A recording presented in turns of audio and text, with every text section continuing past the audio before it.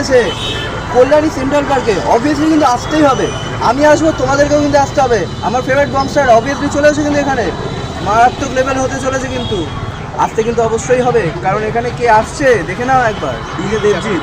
Obviously এসো। আর এখানে মেয়েদের জন্য একটা বেস্ট অপরচুনিটি আছে, ফ্রি পাস, আর ছেলেদের জন্য 101 টাকা করে নিচ্ছে, কিন্তু মেয়েদের জন্য অপরচুনিটি চলে এসো কিন্তু। তোমাদের ফ্রেন্ডদেরকে নিয়ে তো অবভিয়াসলি আসবে, ঠিক চলে এসো তাড়াতাড়ি।